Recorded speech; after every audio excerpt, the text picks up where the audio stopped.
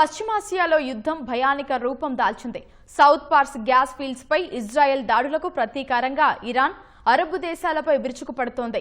ఖతార్లోని అతిపెద్ద Ross లప్పాన్ LNG, కువైట్లోని అల్ Ahmadi oil రిఫైనరీను Iran తీవ్రంగా దెబ్బకొట్టింది. Saudi, యుఏఈలోని ఇంధన సదుపాయాలు సహా అమెరికా స్థావరాల్లో మంటలు చెలరేగాయి. ఇరాన్ క్షిపణి దాడుల్లో ఇజ్రాయెల్ ఆక్రమిత వెస్ట్ బ్యాంకులో 4 పౌరులు మృతి చెందారు. రియాద్లో భేటీ అయిన అరబ్ దేశాల ప్రతినిధులు తమపై దాడులను వెంటనే ఆపాలని ఇరాన్కు విజ్ఞప్తి చేశారు. సౌత్ పార్స్ గ్యాస్ ఫీల్డ్స్ పై ఇజ్రాయెల్ దాడులకు ప్రతీకారంగా ఇరాన్ వందలాది క్షిపణులు, డ్రోన్లతో తీవ్రంగా ప్రతిస్పందిస్తోంది. ఖతార్, యుఏఈలోని అమెరికా నిర్వహిస్తున్న ఇంధన క్షేత్రాలపై ఇరాన్ క్షిపణి దాడులు చేసింది.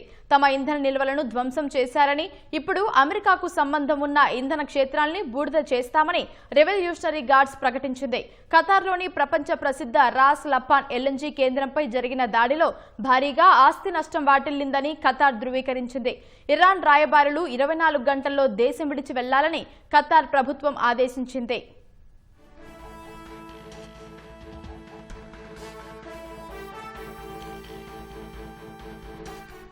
యుఏఈలోని హబ్షన్, బాబ్ గ్యాస్ క్షేత్రాలు సైతం ఇరాన్ డ్రోన్ దాడిలో దెబ్బతిన్నాయి.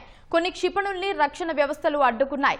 ప్రస్తుతం అక్కడ గ్యాస్ కార్యకలాపాలను నిలిపివేశారు. సౌదీ అరేబియాకు చెందిన చమురు దిగ్గజం అరామ్కో ప్లాంటుపై ఇరాన్ క్షిపణి దాడి చేసింది. ఎర్ర సముద్రం తీరంలోని యాన్బు ఓడరేవు వద్ద ఉన్న శామ్లెఫ్ రిఫైనరీకి స్వల్ప నష్టం వాటిల్లినట్లు తెలుస్తోంది.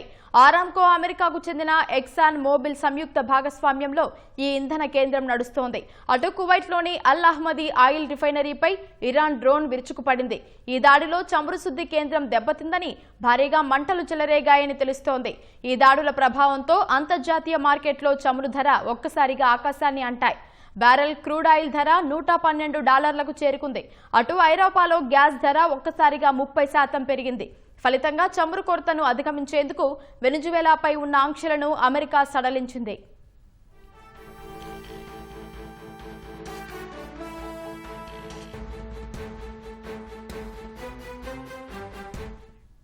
ఇరాన్ నిఘా మంత్రి ఇస్మాయిల్ ఖతీబ్ను హత్య చేసినందుకు ప్రతీకారంగా ఇజ్రాయెల్పై క్లస్టర్ బాంబులతో కూడిన క్షిపణులను ఇరాన్ ప్రయోగించింది. ఈ దాడుల వల్ల వెస్ట్ బ్యాంక్ ప్రాంతంలో మొదటిసారిగా ప్రాణ నష్టం సంభవించింది. బీటవా పట్టణంలో 4 పౌరులు మరణించారు. ఇజ్రాయెల్లోని అరబ్ టౌన్తో పాటు టెల్ అవీవ్లలో 2 క్షిపణులు ఐరన్ డోమ్ రక్షణ వ్యవస్థలను ఛేదించుకుంటూ నేల తాకాయి. ఈ ఘటనలో ఒక విదేశీ కార్మికుడు మరణించినట్లు తెలుస్తోంది. కువైట్లోని ఓ అమెరికా ఎయిర్ బేస్ కూడా దెబ్బతిన్నట్లు అక్కడి మీడియా తెలిపింది. అటు జోర్డాన్లోని అమెరికా స్థావరం లక్ష్యంగా ఇరాన్కు మద్దతిచ్చే ఇరాకీ రెసిస్టెన్స్ ఫోర్స్ డ్రోన్ దాడి చేసింది.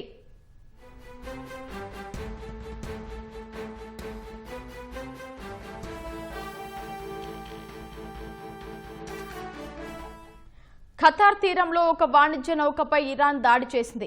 రాస్ లప్పాన్ కు కేవలం 7 కిలోమీటర్ల దూరంలో ఈ దాడి జరిగినట్లు యూకే మ్యారిటైమ్ ట్రేడ్ ఆపరేషన్స్ తెలిపింది. నౌకలోని సిబ్బంది సురక్షితంగా ఉన్నట్లు తెలుస్తోంది. తమపై నిరంతరాయంగా ఇరాన్ చేస్తున్న దాడులను గల్ఫ్ దేశాలు ఖండించాయి. ఈ మేరకు రియాద్లో సమావేశం నిర్వహించిన అరబ్ దేశాల ప్రతినిధులు ప్రకటన విడుదల చేశారు. వెంటనే తమపై దాడులను ఆపాలంటూ ప్రకటనలో ఇరాన్కు విజ్ఞప్తి చేశారు.